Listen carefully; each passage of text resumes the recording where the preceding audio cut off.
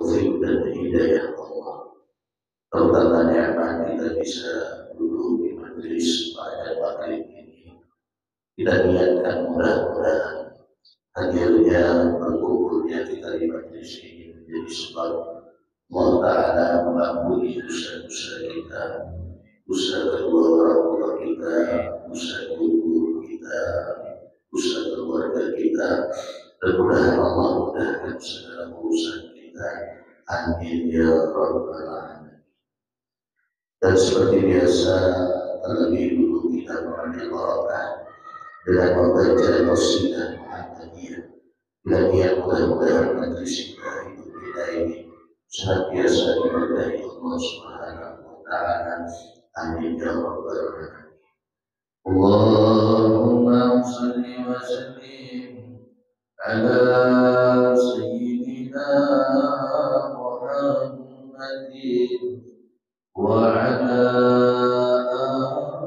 ali sayyidina Muhammad. Ya Rabbi bil Mustafa baligh maqasidana waghfir lana ma madha ya wasi'al karami. Ya Rabbi bil Mustafa baligh maqasidana waghfir lana ma madha ya wasi'al karami. Muhammad al-ashraf wal ajami. Muhammad al-khayru yamshi ala qadami. Muhammad al-basit lahu fi jami'u. Muhammad al-sahibul ihsani wal karami. Muhammad al-tajus lillahi qatibatan. Muhammad sadiqul aqwali wa kadhimi. Muhammad sabiqul mizani hafizuhu. Muhammad tayyibul akhlaqi wasyiyami. Muhammad ru'iyat bil-nuri yuqinatu. Muhammad lam yazal rabbina al-qadami. Muhammad al-hamid bil'adli dhu syarafi. Muhammad madinul inami wal kami. Muhammad khairu khalqillahi fi Muhammad khairu rasulillahi kullihim. Muhammad dinuhu haqqul ladinu bihi. Muhammad mujmalan haqqan ala alami. Muhammad ذكرى حليها أوصينا محمدا شكرا على أمامي محمدا لك الدنيا وما نكحها محمد أشف الغمات والغلام محمد سيد قامت منها محمد صواب الرحمن به علي محمد صفوة الماء وخيرة محمد طاهر الجزائر آمين محمد ضاحك للضيف مكرم محمد ذكر الله إله يقيم طابت الدنيا بما عساته محمد جاء بالآيات والحكم محمد يوم بعث الناس شافعنا محمد روح الهادي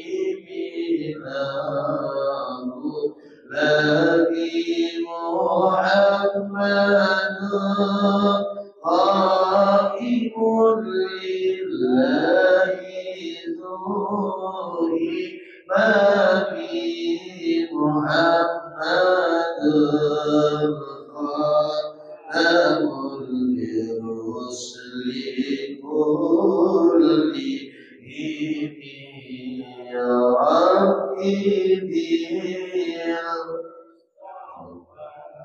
بلغ مقاصدنا واغفر خطايا الكرام يا رب مصطفى اليوم قاصد اغفر لنا ما مضى واسع الكرم اللهم صل وسلم وبارك عليه وعلى اله استغفر الله العظيم استغفر الله العظيم استغفر الله العظيم الذي لا اله الا هو الحي القيوم واتوب اليه الى عمره النبي صلى الله عليه وسلم وعلى اله وصحبه الكرام جميع الانبياء والاولياء والصالحين والعلماء العاملين بجميع المسلمين في كل شيء خصوصا برؤيه سلطان الاولياء الشيخ عبد القادر الجيلاني والشيخ بن البغداد والشيخ محمد بن عبد الكريم السلطان المدني الشيخ مولانا الشيخ بن عبد الله بن جابر الشيخ زين بن عبد الله الشيخ عبد الله الشيخ صاحب الولايه الشيخ محمد علي بن الشيخ عبد الوهاب الكريم ووالدينا ووالديهم مشايخنا معلمين واستاذنا ان الله ينفعنا بعلومهم وسائر من والي في الدين والدنيا والآخرة. شكر لله لنا ولهم الفاتحة. أعوذ بالله من الشيطان الرجيم. بسم الله الرحمن الرحيم. الحمد لله رب العالمين الرحمن الرحيم مالك يوم الدين إياك نعبد وإياك نستعين اهدنا الصراط المستقيم صراط الذين أنعمت عليهم غير المغضوب عليهم ولا الضالين.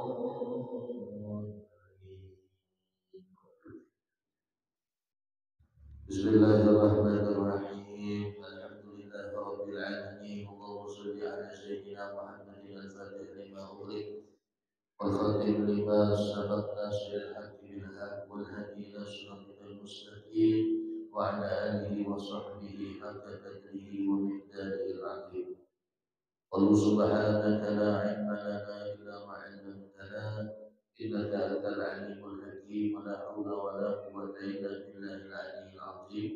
رب اشرح لي صدري ويسر لي أمري واحلل عقدة من لساني يفقه قولي وسدد لساني واهد قلبي بجاه النبي صلى الله عليه وآله وسلم. Jemaah majelis yang mulia, alhamdulillah. Alhamdulillah kembali kita bersyukur pada maghrib ini kembali kita dikumpulkan Allah di dalam majelis yang insya Allah apa yang telah disabdakan oleh Nabi Sallallahu Alaihi Wasallam, man salaka tariqan yaltamisu fihi ilman sahalallahu lahu bihi tariqan ilal jannah. Orang yang dimudahkan oleh Allah langkahnya, kakinya menuju majlis-majlis ilmu waktu di dunia, kelak di akhirat Allah akan mudahkan dia masuk ke dalam surga.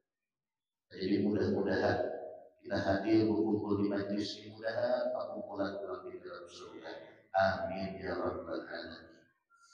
Jemaah sekalian yang mulia, melanjutkan kajian kita pasal yang ke-18 pada menyatakan perkara yang meluputkan atau menghilangkan akan fadilah berjamaah yang 27 kali ganda. Kan sembahyang berjamaah itu pahalanya dibanding dengan sembahyang sendirian itu 27 kali ganda. Tapi ada orang yang sholat berjamaah cuman kada dapat pahala yang 27. Jamaahnya sah, sembahyangnya sah, tapi pahalanya kada dapat. Ibarat orang tuh kerja kada diupah, kan rugi. Kenapa jadi kada dapat pahala? Ini sebabnya ada 22 perkara yang menyebabkan hilangnya pahala yang 27 derajat.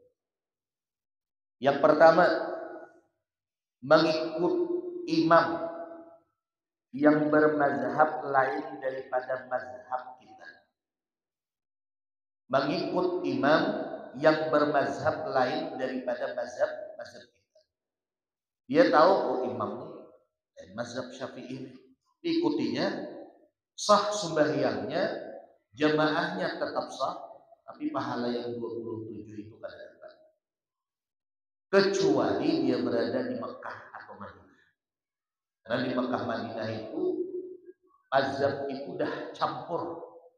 Ada mazhab Maliki, di situ ada mazhab Hambali, ada mazhab Hanafi, ada mazhab Syafi'i. Jadi di Mekah itu bukan hanya mazhab Syafi'i, kebanyakan di Mekah itu mazhab Imam Ahmad bin Hanbal atau Hambali. Nah kalau di Mekah imamnya kan kebanyakan mazhab Hambali, dia tidak memakai Bismillah, dia menganggap Bismillah itu di dalam Fatihah hanya sunnah. Sementara kita mazhab Syafi'i, Bismillah itu hukumnya wajib. Nah kebetulan kita pergi umrah, jadi makmum. maka hukumnya kada makruh dan hukumnya tidak menghilangkan fadilah jemaah yang 27. Yang dimaksud menghilangkan fadilah yang 27 ini apabila di tempat kita mayoritas mazhab Syafi'i, kayak di pembelahan Syafi'i semuanya.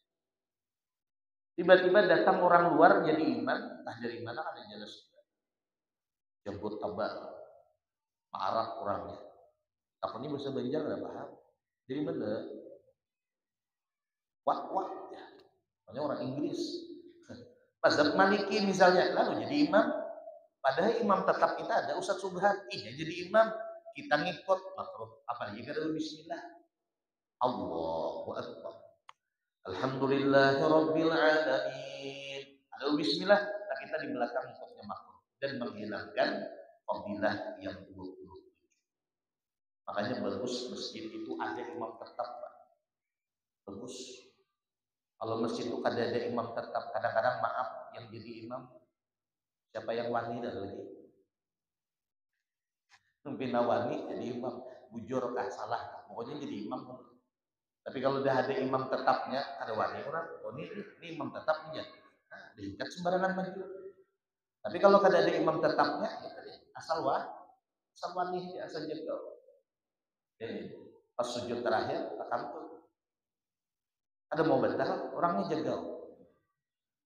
Orang jagal ini ada, kawan di belakang dia lagu 2 kali suara tagur orang tamparnya. Jadi nang lain itu ada wani lagi dan kalah sembahyang. Pokoknya ada yang jagal jadi masjid. Keparat jadi maaf mamlah tadi kan tangan itu. Jadi emang yang mamen ketampar. Ayo bujur. Siapa saksinya? 2 saksinya. Talinya wani hidung itu. Talinya kami di atas mendengar. Rupanya mic-nya mantap nebas mic-nya. Jadi kedengaran kedengaran ya. Betulan kawannya pas di bawah sound berbayang menjadi mamang jagal ini juga. Nah rupanya imam tadi kan hendak batal. Jadi jamaahmu kenapa? Ikam kada batal, ikam takantut kalau bahja sikit juga. Padahal yang namanya kentut buang angin sikit kan banyak kan tetap batal. Ya tadi asal wani jadi imam. Yang mana kada wani kada jadi imam. Nah jadi karena ada imam tetap itu masya Allah bagus. Nah, ada imam tetap, Bilal tetap, pengurus masjid tetap, terutama imam kan. Nah, sehingga apa? Kita kada sembarangan yang hendak jadi imam. Orang luar kada dari mana, tak apalagi kada jelas tingkatnya imam. Karena imam tetap kita sudah ada. Nah, yang kedua yang menghilangkan pahala 27 derajat itu menjarangkan shaf. Sekira-kira boleh masuk kepadanya 1 orang. Makanya biasa imam sebelum takbiratul ihram, boleh ke kanan ke kiri dulu. Sufu atau istau boleh. Sawu boleh, istau boleh. Enggak boleh itu istau.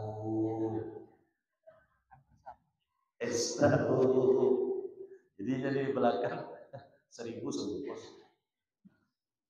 Ya, ini tentang wani tadi jadi imam. Jadi kayak itu. Maksudnya kan istau, ya ada istau. Di belakang kebetulan ada 6 video istau 1000 sebungkus dinya. Jadi jangan istau. Istau itu apa? Nah, pertama memang 3 kali kita sunnah, Pak. 3 kali kita sunnah memperingatkan makmum di belakang istau. Tapi makmum ini kan di belakang banyak kada paham bahasa Arab. Apalagi di belakang Banjar barataan. Hanya aja istahu ya. Ya kan? Nah, jadi karena kita nih paham, nah imamnya boleh pakai bahasa Indonesia. Kan belum takbiratul ihram. Ya kan? Apa jadi imam? Luruskan, rapatkan shaf. Nah, berarti paham kalau lah? Berarti diluruskan, rapatkan. Nah, yang disuruh rapat tadi kakinya, bahunya kan? Kan kayak itu. Kalau kita rapatkan kakinya, bisa aja keberangkangan semuanya. Yang penting rapat kakinya. Tapi kalau bahunya yang rapat, berarti kakinya jaraknya hanya sekilan. Berarti yang bujur, yang pas benar itu bahu yang rapat. Nah seandainya kita sembahyang ini kada rapat, seandainya masih bisa lagi masuk 1 orang, sengaja dilenggangkan. Walaupun kita sembahyang berjamaah, pahala yang 27 itu kada dapat. Rugi kan? Nah, makanya kalau ada kawan yang pinat kuliah berparak tarik, tempatkan. Pada kena dapat 27. Nah, kan gitu. Ya, dan kadang-kadang tuh jauh dari orang. Kita yang namanya sholat berjamaah Pak di masjid itu harus rapat, safnya harus rapat. Nah, sekira-kira jangan masuk satu orang di situ. Nah, coba lihat di Mekah Madinah, luar biasa rapatnya, sampai duduk tahiyat akhir aja payah, Pak. Saking rapatnya.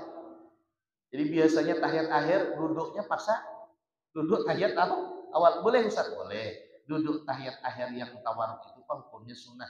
Duduknya wajib, cuman kayak duduk tahiyat akhir itu hukumnya sunnah.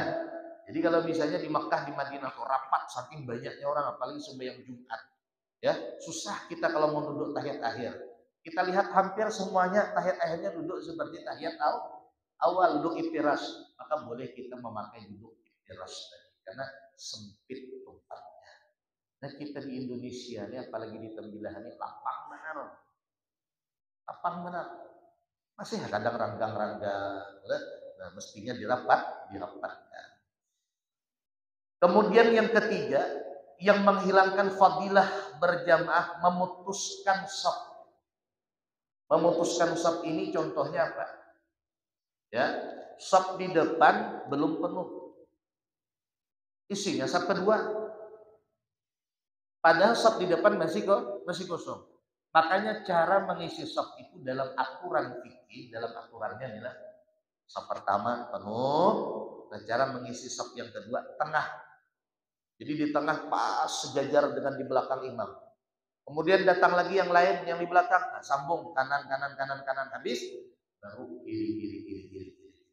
Nanti nyambung lagi saf ketiga pas di tengah di belakang imam. Nanti sambung lagi kanan, sambung sampai ke ujung, nanti baru sambung ke kiri. Itu cara menyambung saf. Tapi kalau kita sembahyang berdua, imam di hadapan, makmum di sebelah kanan, separuh daripada sejadah imam. Itu kalau berdua. Ya. Kalau misalnya istri, anak, bagaimana caranya Ustaz? Abahnya jadi imam, anak laki-laki di belakang kita, mamahnya di belakang anak.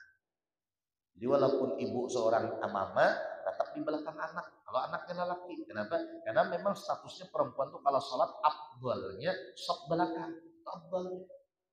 Ya, kayak kita nih, ibu dengan kami berjamaah, laki-laki perempuan, ibu memang afdalnya di belakang, jangan sarik.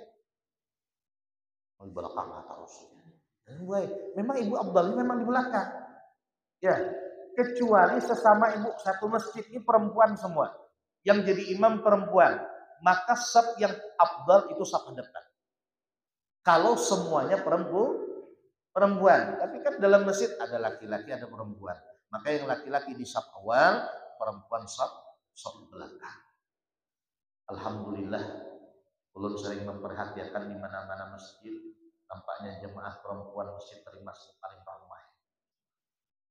Salehah semuanya. Insya Allah. Memang wujud Allah kan lulus. Nah, belum perhatikan jemaah di masjid ini gimana? Ada sebanyak talimasnya. Nah, ini luar biasanya nih. Nah, tapi ustadznya bebinian tuh di rumah lah punang afdal. Nah, ini harus paham hadisnya. Dulu Rasulullah menyuruh bebinian tuh memang afdal sholat di rumah karena takut bila keluar rumah takut fitnah. Dulu Pak, Bu, perempuan tuh bila keluar rumah itu pasti jadi fitnah. Lalakian Arab tuh kadang magan melihat bebinian. Kalau sekarang ibu-ibu takutan ke masjid, ke pasar 10 kali, kenapa takutan ke masjid? Apa fitnahnya ke pasar aja kada jadi fitnah? Lingu ada orang melihat, bang ini pulang deh. Jadi kan apa-apa bawa aja ke masjid, insya Allah kada jadi fitnah lagi. Dulu Nabi melakukan hadis itu memang perempuan-perempuan yang bila keluar rumah itu pasti jadi fitnah. Kadang-kadang apalagi zaman jahiliyah, kadang-kadang perempuan itu ya, jadi bahan apa bagi orang-orang yang jahiliyah. Makanya perempuan itu afdalnya di rumah menghindari fitnah. Kalau sekarang ibu-ibu takut ke masjid tapi ke pasar 10 kali sehari, kebalik tuh. Pastinya ibu kalau takut ke masjid jangan ke pasar. Nah, jadi kalau ibu rajin ke pasar, ke masjidnya pun harus rajin. Dia harus paham hadis dulu. Ada malah haram. Perempuan itu afdalnya memang di rumah, tapi di masjid sesekali boleh. Kemudian yang keempat, yang menghilangkan fadilah jamaah yang 27 itu memulai shaf yang kedua sebelum sempurna shaf yang pertama. Jadi kebetulan kita di shaf pertama, kita belum takbiratul ihram, melihat ada orang di belakang hendak mulai ngolah shafnya. Pada shaf pertama belum penuh, sunnah kita panggil orang tadi. Ya maaf cik, ngisi hulu hadapan. Itu jangan dibiarkan. Nanti kalau kosong Pak shaf pertama, hilang fadilah jemaah kita di shaf pertama karena terputus shafnya tadi. Kemudian menjarangkan jarak antara imam dan makmum lebih daripada 3 hasta. Jarak antara imam dan makmum lebih daripada 3 hasta menghilangkan fadilah jemaah 27. Jadi 3 hasta. Kalau gini Bu, sejengkal, sekilan ya. Sahasta itu ujung jari sampai siku. Nah, ini sahasta. Jadi jangan lebih jarak 3 hasta. Kalau jarak imam dan makmum lebih daripada 3 hasta, maka hilang fadilah jemaah yang 20. Maka kadang-kadang ada sebagian kita lihat sejadah imam tuh jauh mandak di depan. Nyorangan imam sorangan di depan. Kalau kok hilang imamnya. Ada tuh Pak. Tapi alhamdulillah pernah waktu Habib Umar bin Salim Hafiz datang Pak kemarin beberapa bulan yang dulu datang ke Jakarta, beliau ceramah pengajian di Istiqlal Jakarta. Waktu sembahyang zuhur apa asar waktu itu. Beliau jadi imam. Nah beliau jadi imam, sejadah imam tuh ditarik beliau ke belakang. Karena terlalu ke depan. Lebih daripada 3 hasta. Ini membuktikan beliau ini memang murni mazhab Syafi'i. Ya walaupun ada sebagian pendapat ulama yang membolehkan. Karena masalah kan ya. Tapi kan kita ini ngikut mazhab Syafi'i. Ya kan? Habib Umar bin Hafiz itu. Beliau mundurkan sejadahnya, ditarik sejadahnya. Kira-kira jangan terlalu ke depan. Jangan sampai lebih daripada 3 hasta. Kata ulama, kalau lebih daripada 3 hasta jarak imam dan makmum, maka akan menghilangkan fadilah berjamaah.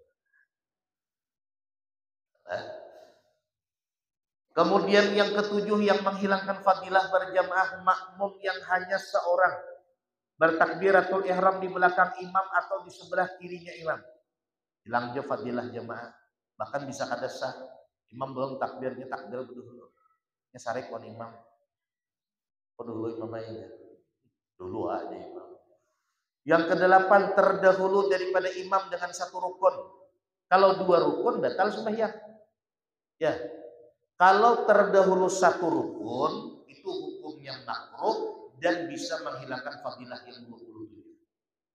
Makanya bagusnya Bapak Ibu, yang namanya kita jamaah itu harus dahulu imam baru kita makmum bergerak. Jangan berdahulu makmum. Imam belum rukuknya rukuk. Apa padahal dulu mamanya betul sembahyang. Jadi ada kisah 3 orang sembahyang di kabun. Di kabun itu ada surau buruk.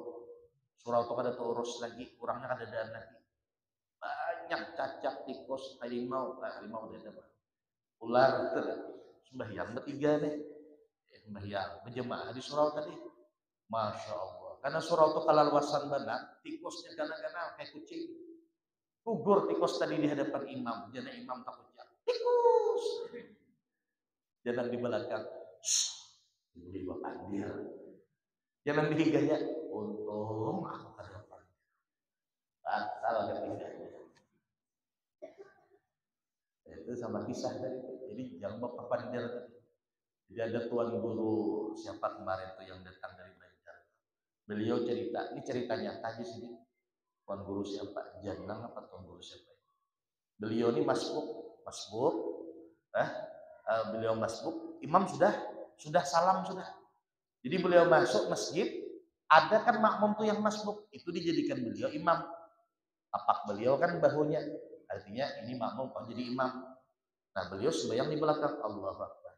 Jadi sidin pahutku sakit, Pak Kantor, aku nih sidin bepadah anu darah, bepadah main-main tuh nah. No, aku tak kantor jadi guru tadi. Jadi nang jadi imam di hadapan. Sang aku di sini kadang nyakut tadi rupanya nyakut. Batal semua, walaupun hanya nyambet batal sembahyangnya. Nah, jadi hati-hati ya sembahyang itu lah. Jangan bebandir, jangan bebandir. Maaf. Sama kita sembahyang berdehem-dehem. Itu kalau berdehem lebih daripada 2 huruf itu bisa batal semua. Kecuali dehemnya itu untuk mengeluarkan suara ketika membaca yang wajib. Misalnya waktu membaca Fatihah, kan bisa tuh banyakan dahak, mbah makan anu sukun besana, sukun besananya kan berminyak tuh makan langsat tadi. Jadi pas waktu baca Fatihah, alhamdulillah, sandat nih, maka boleh dia, boleh. Tapi kalau kadang membaca yang wajib, stomat berdehem. Batal sembahyangnya. Main-main, kebenarannya. Kebetulan bini si di belakang ada. Masa sahutan dulu ini. Ya Allah. Kemudian lagi, jadi jangan mendahului imam satu rukun. Kalau 2 rukun mendahului imam, batal sembahyang ibu. Ibu misalnya jadi makmum, ibu rukuk, ibu i'tidal, imam belum rukuk lagi. Berarti kan ibu sudah mendahului 2 rukun. Batal sembahyang ibu sebagai imam, sebagai makmum. Kalau mendahului 1 rukun itu hukumnya hanya makruh dan menghilangkan fadilah jamaah yang 27. Nah, jadi kalau bisa makmum dulu rukuk, Allahu Akbar. Ketika makmum sudah membungkuk sempurna rukuknya, baru kita turun ke bawah. Itu yang afdal. Nah, ketika makmum i'tidal, sami'allahu liman hamidah. Sudah imam sempurna i'tidalnya, udah tegak hamidah. Baru kita di belakang sami'allahu liman. Itu yang afdalnya, Pak. Nah, ketika makmum imam sujud, Allahu Akbar, sempurna sujud imam, baru kita di belakang Allah. Itu caranya yang afdal. Nah, jangan mendahului. Kemudian lagi yang menghilangkan fadilah berjamaah terdahulu daripada imam pada membaca Fatihah dan tahiyat. Nah, terdahulu daripada imam pada membaca Fatihah dan tahiyat. Ini sembahyang maghrib, isya, subuh. Maghrib, isya, subuh. Kalau sembahyang maghrib, isya, subuh, makmum itu sunnah hanya membaca Fatihah, tidak membaca surah. Yang baca surah hanya imam. Jadi kita makmum cukup mendengarkan bacaan surah imam dan jangan mendahului baca Fatihah daripada imam. Kalau imam baca Fatihah ketika sembahyang maghrib, isya, subuh, yang kuat, yang nyaring bacaannya, kita makmum cukup mendengarkan. Nah, ketika imam amin, lalu imam tadi baca surah Wadduha misalnya atau Alam Nasrah, barulah kita makmum membaca Fatihah. Lalu bapak ibu hendak berdahulu dari imam baca Fatihah, baca Fatihah. Berdahulu talah, maka hukumnya makruh dan menghilangkan fadilah jemaah yang 27. Rugi kita. Nah, kecuali sembahyang yang pelan bacaannya zuhur asar. Kalau sembahyang pelan bacaannya zuhur asar, itu makmum pun disunahkan baca surah, tapi hanya pada rakaat pertama dan kedua. Justru ketika ibu bapak baca surah rakaat ketiga, rakaat keempat, itu bisa menghilangkan fadilah jemaah yang 20. Jadi baca surah itu hanya pada rakaat pertama dan rakaat kedua. Kecuali masbuk. Kalau bapak ibu masbuk, imam rakaat ketiga, ya berarti kan kita baru rakaat kedua masbuk serakaat misalnya. Nah, kemudian terdahulu dari imam pada rukuk dan sujud. Hilanglah fadilah jemaah yang 27 derajat. Intinya jangan mendahului imam. Jangan mendahului imam. Kalau kada hendak hilang fadilah yang 27. Kalau mendahului imam satu rukun, hilang fadilah 27. Kalau dua rukun, batal lagi. Batalnya apa? Batal batal. Kemudian lagi yang menghilangkan pahala sembahyang jamaah 27. Membaca surah di belakang imam pada sembahyang jahar. Jahar itu yang kuat bacaannya, maghrib isya subuh. Jadi imam baca surahnya di belakang 4 juga. Imamnya harap pang bacaannya, jadi 4 di belakang. Jadi imam Bismillahirrahmanirrahim. Jadi belakang 4 biar. Wadduha wal laili idza saja. 4 biarnya di belakang. Yang 4 di belakang nih, yang ikut di belakang nih, makmum nih, makruh hukumnya dan bisa hilang pahala jemaah. Jadi bagaimana Ustaz? Nah, ketika imam baca surah, kita cukup mendengarkan Bapak Ibu.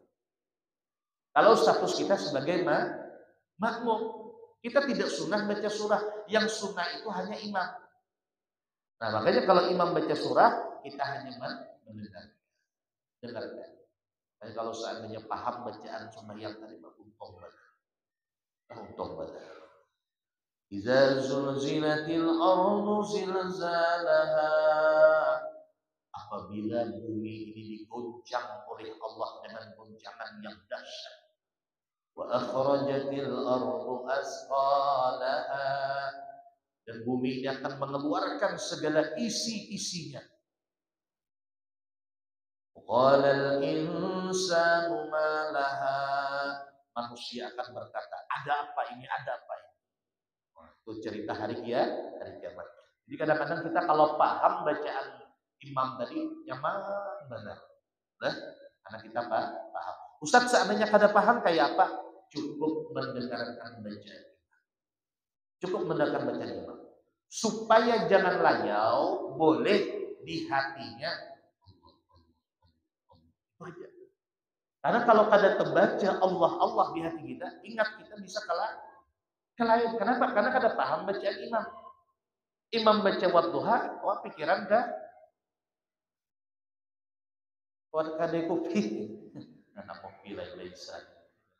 Anak kopi lain dah maghrib lagi. Ibu-ibu biasa peringatannya, Bu. Nah, besok pagi sarapan apa deh? Contoh kacana ya. Pagi dulu. Itu kadang layaunya, Bu. Nah, jadi supaya kada layau, supaya kada menghayal kemana-mana, di hati kita. Allah Allah, ingat terus Allah. Jadi kalau hatinya Allah Allah Allah, insya Allah pikirannya kada kemana-mana. Nah, jadi diskusi. Kalau kita hendak memahami bacaan sembahyang, kita kada paham. Nah, maka di hatinya Allah supaya selalu ingat dengan Allah Subhanahu. Kemudian yang menghilangkan fadilah berjamaah lagi, meninggalkan oleh imam akan niat berjamaah. Tetapi yang luput fadilah jamaah itu hanya imam saja. Ya imam saja. Imam ada niat berjamaah, ada niat jadi imam, padahal jadi imam sembahyang maghrib misalnya, isya subuh, asar zuhur, maka hilang fadilah 27 bagi imam. Nah, hilang fadilahnya. Nah, kalau Jumat justru hukumnya wajib. Nah, ini masih panjang lagi, wallahu a'lam bishawab. Amin. Bismillahirrahmanirrahim. Alhamdulillahirabbil alamin. Allahumma shalli wa sallim ala sayyidina Muhammad wa ala ali sayyidina Muhammad.